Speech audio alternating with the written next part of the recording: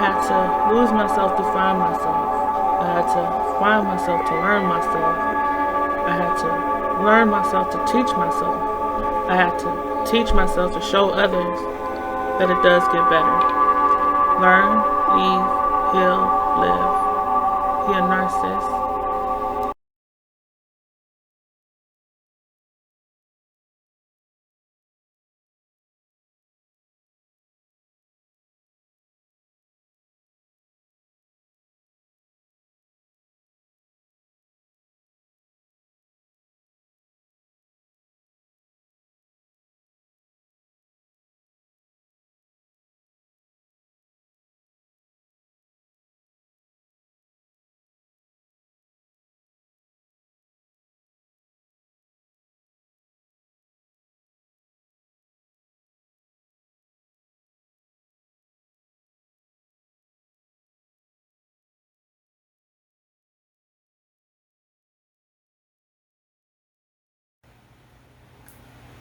Hi everyone, welcome back to Surviving a Narc by He a Narcissist. Alright, so today's episode I will be speaking on having a child with a narcissist. You guys have been with me, you guys have been following me through me reliving my relationship with a narcissist, what it felt like, what it looked like, and me gradually educating myself and removing myself from that situation and being with him. So first episode was pretty much the love bombing, what it felt and what it looked like. Second episode was the subtle abuse, what it felt and what it looked like. And episode 3 was the reactive abuse. And just to double back on the reactive abuse, what I failed to mention was the reason why I snapped the way I snapped, as far as spitting on him, so on and so forth. My snapping point, the trigger that made me react the way I reacted, was the fact that he told his mother while he was on the phone with her that I killed his child. And if you guys have been following with me through this journey, you guys know that we both had, well, I guess it was more so me because he made sure it was all on me, that I had actually terminated our first pregnancy. And very hard for me to have dealt with at the time. Still, I struggle with it still to this day. But that was one of the things that he would use against me every chance he got, was that you killed my child. I killed this child. I want to say I had reached a point of just pure anger, frustration, and my voice was not being heard. And whenever I feel, and I'm not going to sit in this for too long when it coming down to the reactive abuse, but it gets to a point where when you feel like you're not being heard, the next step for me at that time was to get physical. I mean, now today, if I'm not being heard, I have no problem walking away, blocking a text message, or, ignoring a text message. Like, I have no issues, or hanging up the phone. Like, I have no issues doing that today. But in the past, that's how I will always react. Was if you're not hearing me, you're gonna feel me, and that's just what it was. If you don't hear me, you're definitely gonna feel me, and that's what it was. I made sure he felt me. All right, so episode 4 today, right now, we in it. This is going to be this is all going to be about having a child with a narcissist. So throughout our relationship, I believe when we're like a year and a half into our relationship, we have experienced many highs, many lows. We experienced, of course, the terminating of a pregnancy. We experienced him going back and forth to his hometown due to arguments, uh, due to fights, due to us just feeling as if we're done with each other. And then, of course, the hoovering. I need you. I love you. We need to be together. You are my soulmate. This is the devil trying to interfere in something great. We're not going to let the devil win. Let's make this happen. So, all that, year and a half, we find out that I am pregnant again. This time, when we find out that we're pregnant, he is excited. He is overjoyed. He can't wait to let his family know what's going on. He is, what I would say then, he was in a good place. And we were in a good place as far as the, being prepared, as far as like financially, we were in a good place. As far as emotionally, mentally, probably not. I'm not going to say probably not. No, we were not. But financially, we were in a good place.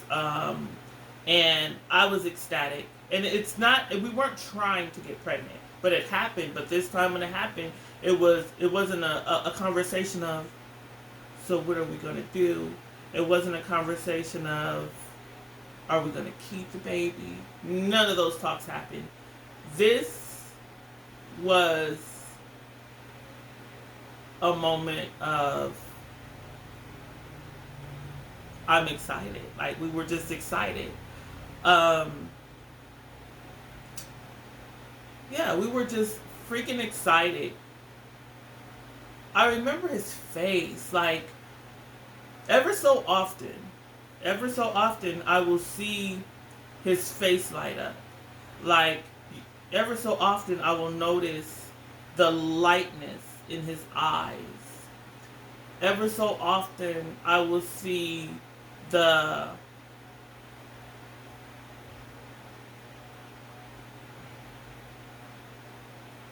I want to say a glimpse of his soul.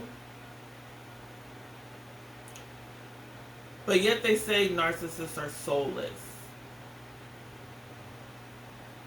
But I will see a glimpse of his soul. Like, I would literally see him. But it will all change, like, drastically, just like that. You'll only see it for a split second and then it's blue, So yeah, so the pregnancy, oh my God. So I worked throughout my whole pregnancy up until I was like 8 months. He worked, and the one thing about this guy, he was able to get a job like that, and he was a hard worker. Let me say all this so you guys can understand. He was a hard worker in the beginning of meeting him, hard worker, managed to keep a job and go from one job to another, managed 2 jobs at a time.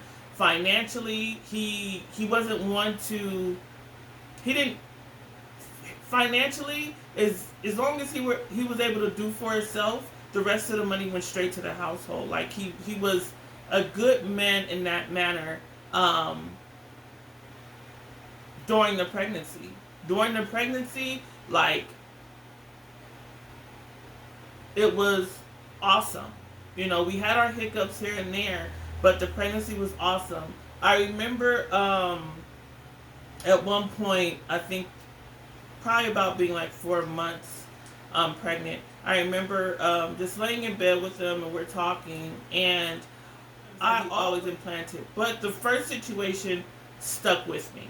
And when I say the first situation stuck with me is when we found out I was pregnant the first time and him saying, "Are you sure the baby's mine?" So because of that, in this pregnancy, when I was about 3 or 4 months, I let him know. I remember laying in bed with him and I just said,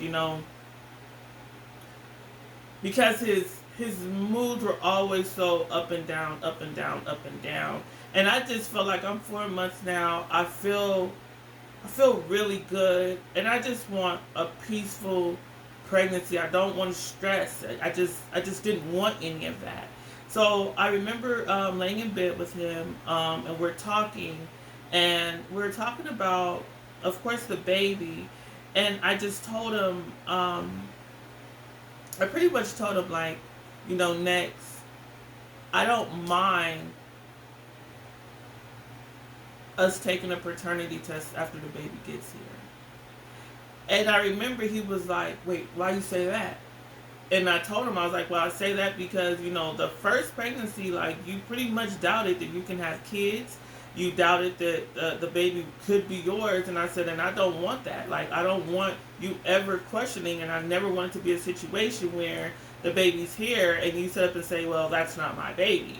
You know what I'm saying? Because honestly, my thinking is he's going to do that because this is the pattern that we've been on. 1 minute you're up and 1 minute you're down. So, like, I'm not going to bring a child into this world with you questioning the child. And he was like, you know what, that's cool. He was like, that's cool. And he was like, that's cool. I respect that. And we can do that. He was like, because that'll put my mind at ease. Because, like I said, he was told that he could not have kids. He was told he could not have children. So he was like, yeah, let's do that. That'll put my mind at ease, blah, blah, blah. So that was that. And he didn't have a problem with that. When we had that conversation, he understood exactly where I was coming from. He understood that I was coming from a place of hurt. I was coming from a place of hurt, confusion, and a place of, you did this to me before, I refuse to go through it again. And he understood that at the time. So I believe we're about like the third, fourth month of our pregnancy. I remember him reaching out to his family and him telling his family that he was going to have a child, that we were pregnant. And I remember his mother had so much doubt.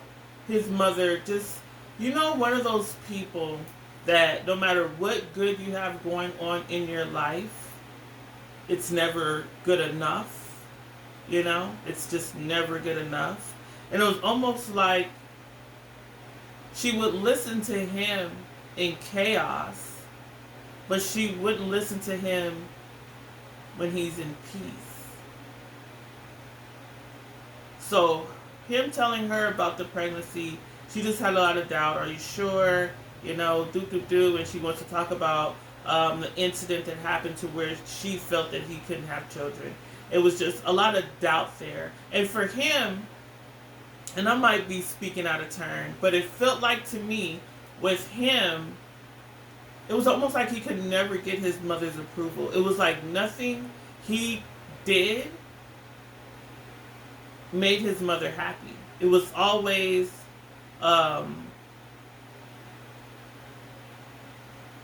this is always something negative at it, It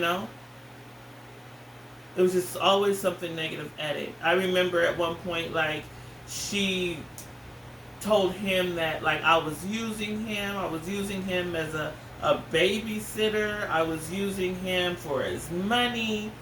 Like, all these things, and it really frustrated me at the time because, like, she knew the situation. What money did this man have? He literally came to me with nothing. Like, everything he got, we got together, But she made it seem like, he was up here, right? She made him feel up here like, okay, you can be doing so much better than this woman, da da da da da da da da da. But then, make him feel down here like she was no different. Like, after a while, I was able to see exactly where he got his manipulation from. So throughout the whole pregnancy, everything was going really good. Like, my work was going great, but I had a great supervisor at the time who looked out for me, to where I was able literally to work all the way up until I was like 8.5 months. And with Next and him working, everything was just flowing really good. The household was flowing really good. He, every check, every paycheck this man got, he was buying something for our child. Every paycheck, he was buying something for our child, to where we needed nothing, because he took care of everything. Like, I literally, and I'm going to be completely honest, I don't recall during the pregnancy me purchasing anything for our son. Next took care of all that. He wanted to make sure his son had everything he needed when he entered this world, and he definitely did that. So, childbirth. Everything, like I said, pregnancy was amazing. We made an agreement to how we're gonna play everything out. You know, the house is ready. Let's go. I remember the birth of our son. I remember what it felt like for me. I remember what it looked like looking at him. And it's so crazy because he has no children, no biological children. So I would have thought, I would have seen a hint of emotion, a hint of something. And it was no emotion for him. He was like emotionless. It was like, it was strange. It was strange.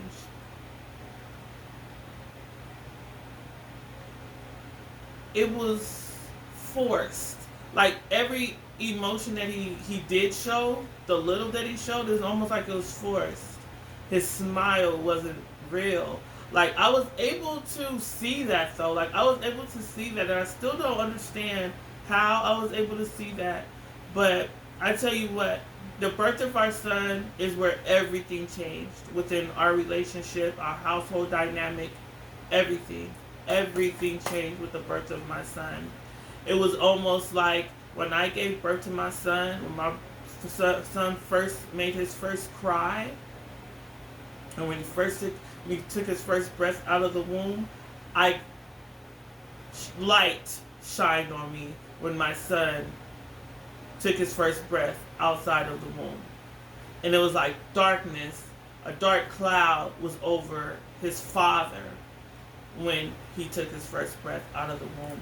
Literally, that's what it felt like to me.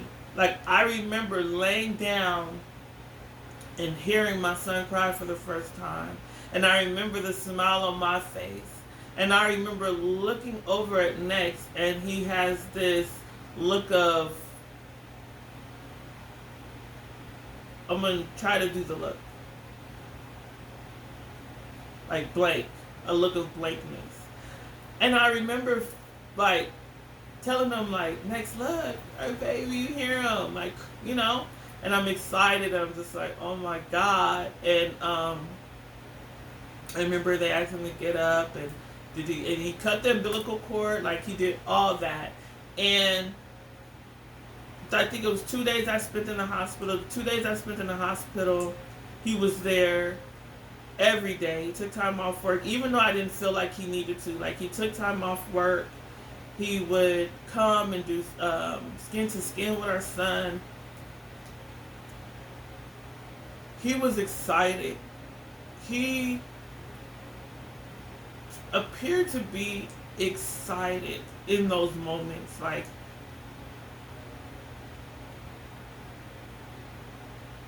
yeah, he appeared to be excited. He appeared to be happy. He appeared to be happy in those moments. When he would come and visit. His mom, I remember him calling his mom from the hospital, video chatting so she could see the baby. And I remember the first words out of this woman's mouth I mean, she was so negative. She was really negative, but it was a subtle negative. You know, you have to be enlightened to even recognize it, you know? Like, you have to be, like, not even looking for it to recognize it, but you have to be in a whole different mindset, a whole different, you know what I'm saying, to even see it. Like, that's how good she was, whatever. That's how good she is. Like, I just remember him showing our son to her over the phone, and her first words is, "Wow, she's so light. He's so light." Like, yeah, and he's so light. And then and then I remember him talking, and then they start talking in Creole, and I remember the look on Nex's face, like looking at me, you know, I'm in the bed, you know, just, he's looking at me like, do you understand what she's saying? Like, he's wondering if I understand what his mother's saying. And it's like, whatever, you know, like, whatever. This woman, it's not about the woman. Moving right along. So, I remember, so we had everything set up financially, everything was cool. The day I got out of the hospital was the day he went to go pick up his car. That moment, which is, you probably thinking like, this is a little shade, you're a bit much, but trust me, I'm telling you, when I say the birth of my son shined light onto me, into me, around me, I mean that. I was able to, everything changed. Everything changed. Everything changed for me. And being able to be my intuition, period. My intuition changed. Like, I was able to call something out. You know, I was able to call it. So, he was getting his car the day we got at the hospital. So, you know, I wasn't supposed to drive home because, you know, I had a C-section, so I had my incision. But I wanted to go home. So I took him to go pick up the car. And I'm thinking, like, he shouldn't be that far behind me. And I go on along, and me and the baby, we head home. And he ended up hanging out. So, and it wasn't like surprising to me. It really wasn't for some reason. It was just like, okay, whatever. This is what it's going to be. So, you know, I came home, whatever. So he eventually gets home, and I asked him, I was like, what took you so long? You told me what took him so long. I'm like, okay. You know, I'm like, okay. And he was like, what do you mean, okay? Like, I didn't even have an attitude. But he was like, what do you mean, okay? I'm just like, I just told him, like, I mean, okay. I said, it's okay. I said in my head, I just thought we will come home together. Like, I just didn't see it being, I'll be home 2 hours before you got here, you know? And he was like, see, here you go. You're making a problem. I wasn't making a problem. I was talking calmly. But that was our first argument in a long time. I mean, because during the pregnancy, I think we argued maybe once. He took a trip back home maybe once. But other than that, we worked together the whole pregnancy and everything was fine. So he wants to start bickering and stuff. Literally, within a month of my son being born, he changed. Within a month of my son being born, he changed. He didn't change and going back to the subtle abusive person. He changed and became a nasty, manipulative, disgusting person.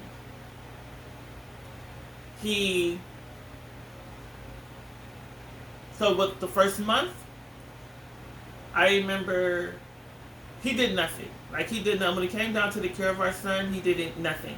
Oh, but he was the first one to want to take pictures with our son. Whenever I got our son dressed, every day he wanted to take pictures with our son, post our son on social media, you know, like a trophy child. But he didn't want to do the caring of our son, make a bottle, feed him, change him. He didn't want to do any of that. That was all on me. And granted, I didn't mind it at all. I didn't mind losing sleep. at night. I didn't mind it. I didn't mind sleeping during the day when the baby was asleep. I didn't mind it. He was working full time, so I respected that. I understood that. It wasn't until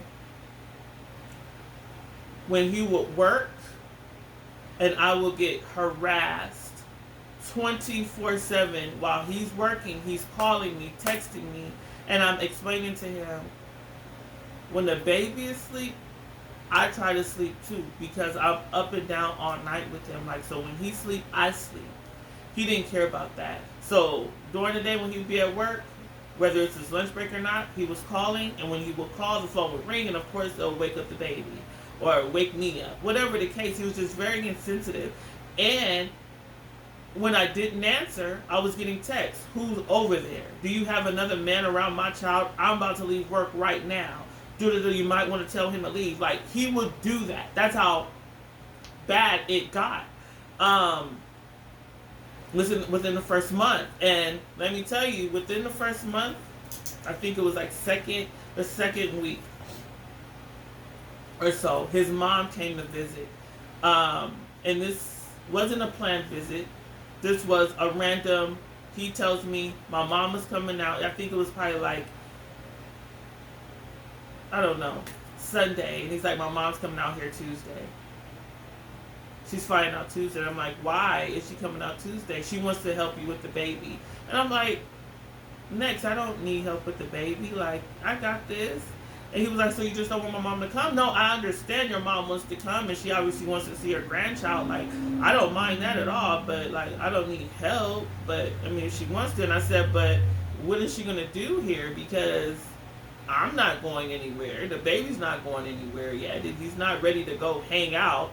You know what I'm saying? So, like, what is she going to do here? You're going to be at work. Like, she's coming out here Tuesday, so, and she's leaving, like, Friday.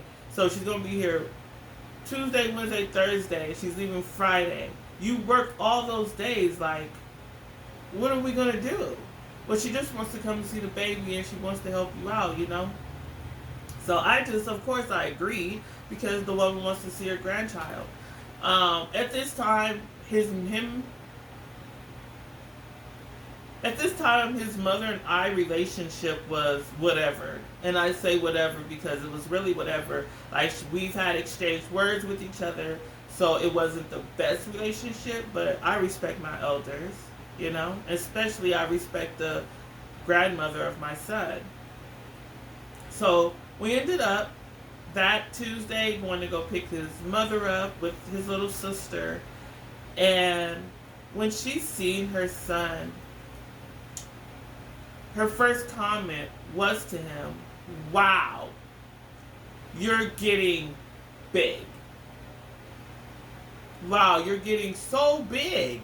And it was like a voice, not even a voice, a look of disgust. Wow, you're getting so big.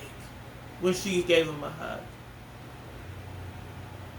And then I get out the car and I'm like, hi, you know, nice to meet you, whatever. Give the little sister a hug.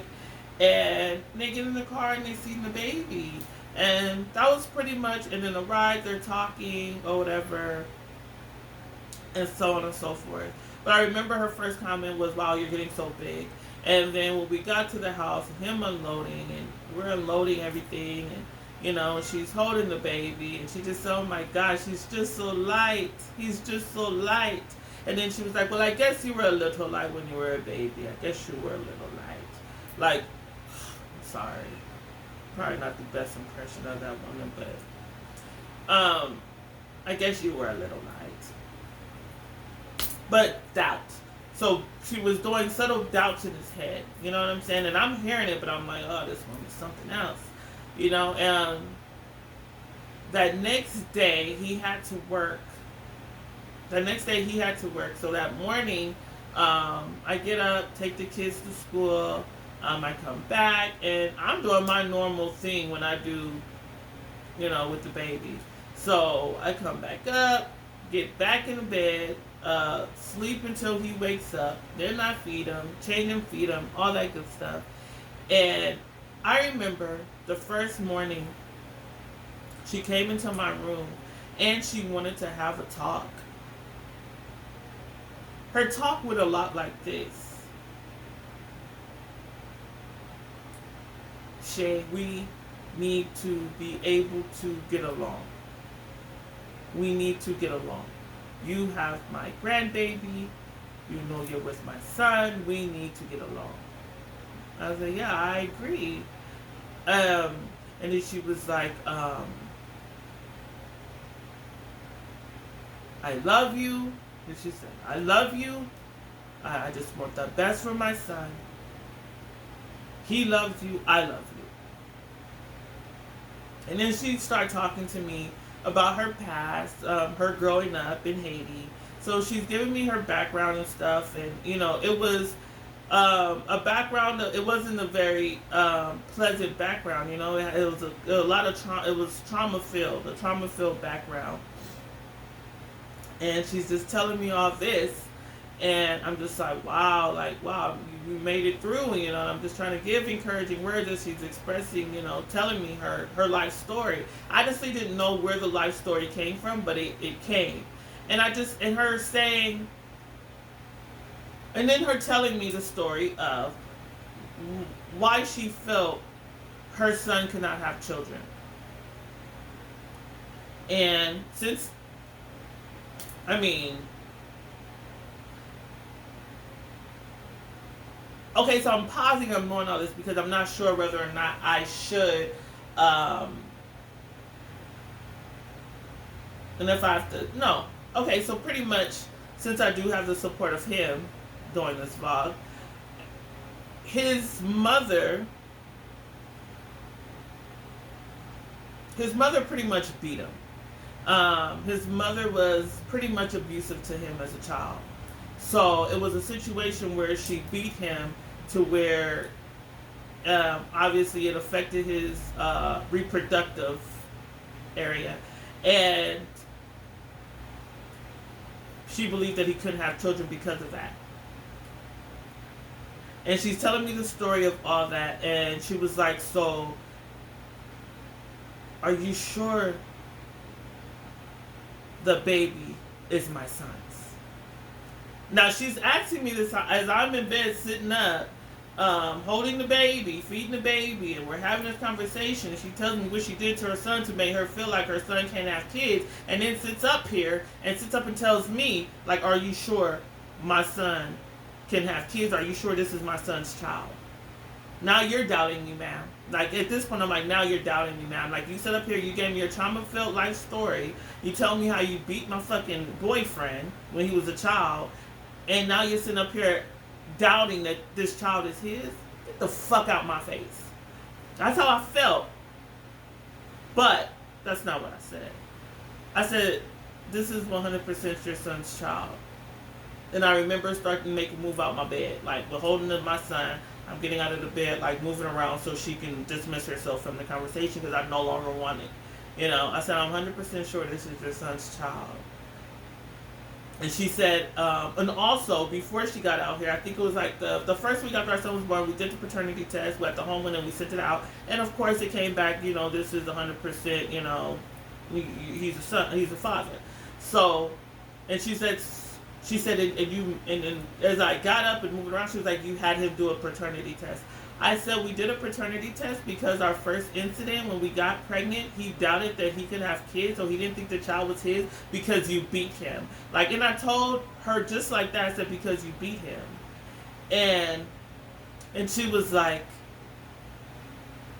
okay, well, just know I'm not upset, and I hope you're not upset. And, like, she's talking to me, like, trying to soothe the conversation and telling me, you know, this conversation is between me and you. You know, Nix doesn't need to know. It's between me and you. It's between me and you. I know. And then she's like, I know this is my son's child. And then she's trying to convince me, bitch. And then she tried to convince me that she just did not just doubt that this was his child. And I had to trust me. I know this is my son's child. And her doing that, which I know now, her doing that was just for me to be like, wow, you told your mom, you know, just to make me feel like he's saying that, or somebody else is saying that, you know, other than her really feeling that. So She was very, very manipulative. This woman is a freaking. Her manipulation is.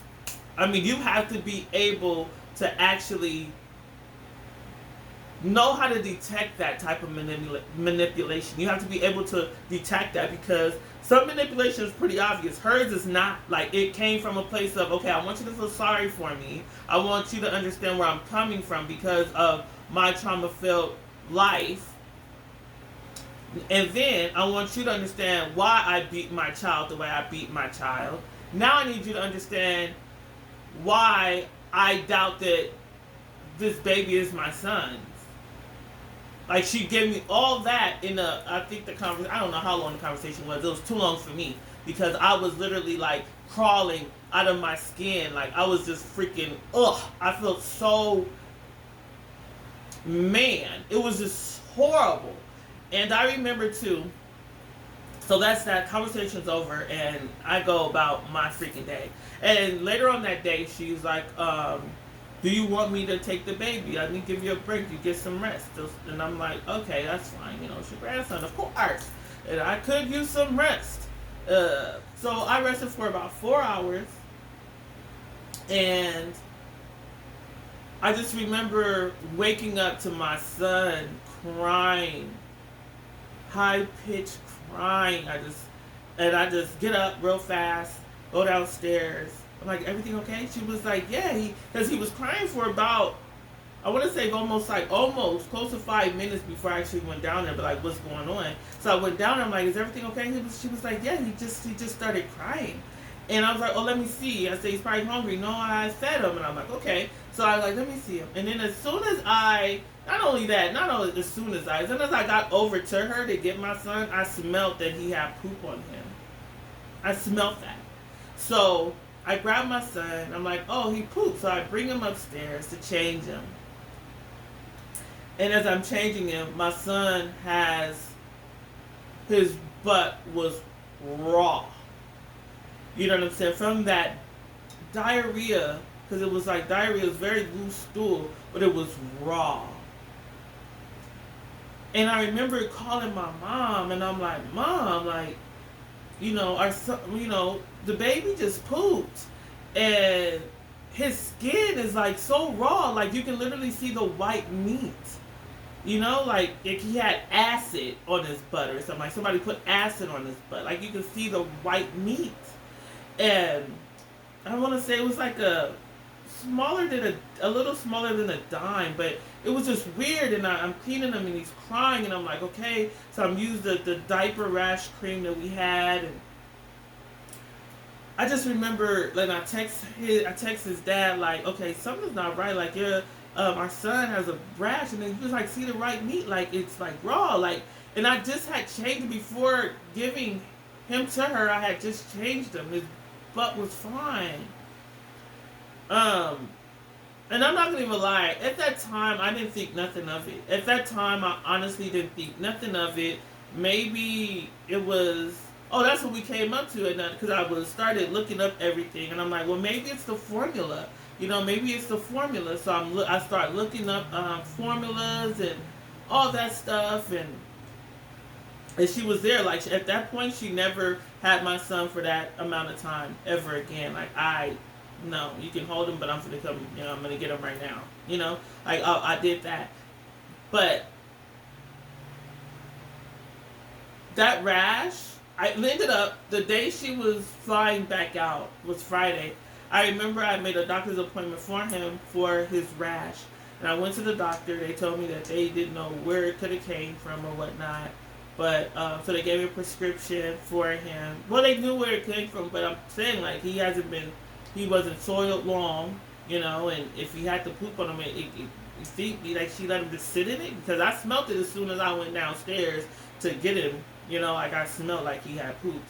But, so they gave me a prescription, like, powder, for him, and the first use of the powder, you can see that it started to dry up or whatever. But yeah, that rash stayed on him from the first day she was there until she left. And it was bad. It was bad. My son was so cranky. With Next, he was in recovery from all substances, weed, drugs, alcohol, none of that. He did none of that. And because he did none of that, I 100% never allowed that within we just didn't have that in the home, because last thing I wanted was for him to be triggered by that. The first night she was here, she asked Next, her son, she knows that is in recovery and that has a year plus clean. She knew this, that he's clean. She knows that she knows that it's probably best not to have anything of this nature around him or whatnot. The first night she was here, she asked him to take her to a dispensary so she can get some marijuana. Yes, so she can get some marijuana. She wanted him to take her. And I remember him calling me downstairs and hey, so Shay, my mom wants me to take her to the dispensary because she smoked. I know I probably never told you, but she smoked, and she smokes basically for her anxiety or pain. And I said, for real? No. That's exactly, I said, no. And I just remember looking at her and looking at him no. No. And he was well, she out here and she don't got nothing and da-da-da-da-da. And I'm just oh my gosh, bro. I just remember thinking oh my gosh. I said, well, I'll go. And that's what I said. I said, I'll go with you. Y'all stay here. I'll go with him. And I remember going with him, and him and I talking, and I'm why didn't you tell me this? How do you, and I'm asking, how are you feeling? How do you feel about this? For real, you feel to go, And he seemed okay. And, when we get him back, and during the time she was here, she could not stop smoking. She smoked all the time. First thing in the morning, middle of the day, at night. He, recovering off alcohol, she wanted to drink wine. No, she didn't even drink the wine. I think she maybe had a half a glass of wine. She didn't even drink wine, but she wanted wine. And it was almost she came just to trigger him. And it's so weird that I say that, but it's the truth. Everything that he was steering clear of, she made sure she put it in his face. The weight thing, he gained weight. It was a healthy weight. And just not only that was it a healthy weight, but it was a weight of which, I was pregnant. And most time, the father carries the weight as well as the woman. And she didn't see it like that. And she was just it's that medication you're on. So she blamed it on his psych medication, that he needs to stop taking it because he doesn't need it. He is fine. He just needs to go to Africa to get healed by the African priest. But he needs to stop taking the psych meds that... Yeah, he needs to stop taking all the psych meds that allow him to be the person he was when she got here. Him on medication, he was fine. Literally being able to work, focusing, very little moments of those, depressed, no mania, depression almost to a non-exist. You know what I'm saying? He was fine, but she pushed him to stop his medication. She basically said, you need to stop taking your medication, you're getting fat, you're going to die. You just need to go to Africa to go meet the African priest. He will heal you from all your mental issues. He will heal you. So she did all that. So after she left, this is when everything began. The lying, the cheating, the stealing, the substance abuse. He started using again. The loss of motivation. He just literally could not get out of bed anymore. He literally could not go to work. He stopped taking his medication. There was no affection. There was no love shown to our child. Like, he literally just let himself go. He literally just stopped caring. And that's what was scary to me, is that when it came down to our son, my son was not able to fully have his father while his father was okay.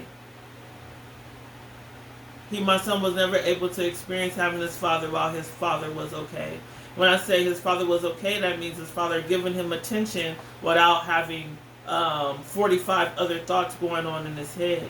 Like, once his mother left, this man became a completely different person.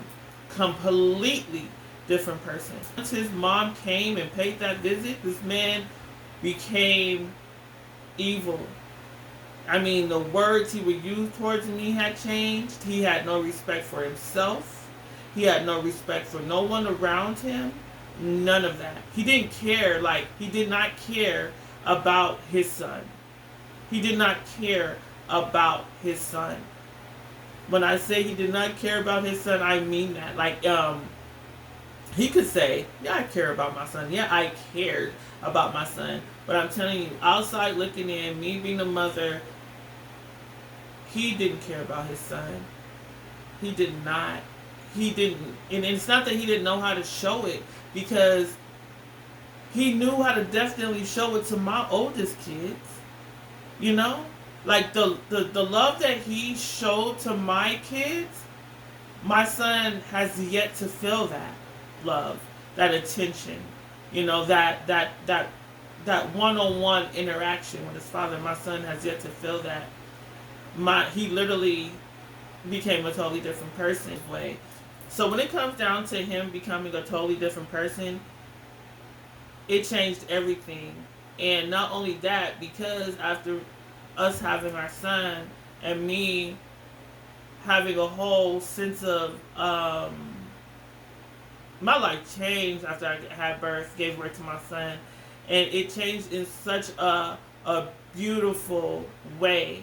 You know, like, I was able to see things differently, feel things differently, look at things differently,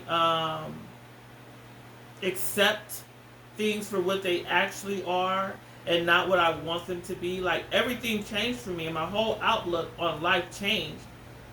And because of that, our lives changed for the better. Don't get me wrong, it was rocky. It got really rocky. And that's going to be part of episode 5 with the breakup, the physical abuse, my awakening, and how and what led me to the person I am today is really going to be in episode 5. I literally had to be broken down, stripped and ripped of everything, accepting of what's for me and what is not for me. It was hard, it was difficult, but I learned a lot. I learned a lot that part of my life. Like, I learned a lot in those moments. I mean, when it got really bad, when it got really rocky, when it got very strange, and that's when I was able to, like, step up and move away. It wasn't easy. It was difficult, because at the same time as I'm trying to understand what he was going through, he was basically killing me inside. And forgiveness is one thing, but tolerance is another. And if you can't tolerate it, don't try to stick with it, because it will rip you down and it will fucking kill you.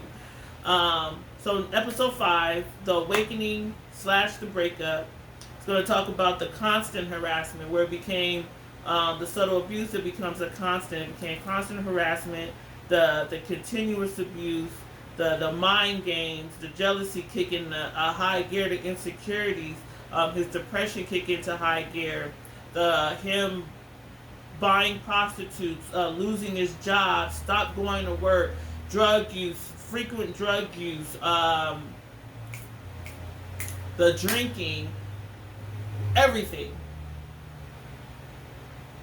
Episode 5, where it unfolds, and where I where I became who I am today. Like, I literally, and it's gonna be hard to even talk about how broken I was, how broken down I was, how depleted I was. It's going to be hard to talk about it. I smile about it right now because of who I am today. Like, I literally had to get there. I'm so grateful I got there. And he was a tool that was used for me to get exactly where I am today. So I smile. I smile. I smile. I have joy in my heart. I have peace in my soul. This is where I'm at today. So yeah, we're going to talk about this next week. And I'm going to lay it all out. There are a couple things that I said I will not speak on due to the fact that he is my son's father. But those very things that I need to speak on is what I said I wouldn't. Because these things are why I am who I am today. So yeah, plus I have his support. So I'm trying to put more content and everything on my TikTok, more content on my Instagram, and then the weekly vlogs on YouTube. I will continuously do that. Like I said, next week will be episode 5, so that means we got 5 more. So we're going to go ahead, rock this out, continue to do what you need to do to be a better you. Don't let no one hurt, harm, or damage or / tarnish who you are. You are a great person. You deserve everything that you ask for. Sit down, sit in silence, manifest that shit. Stop playing with yourself. Thank you guys for tuning in.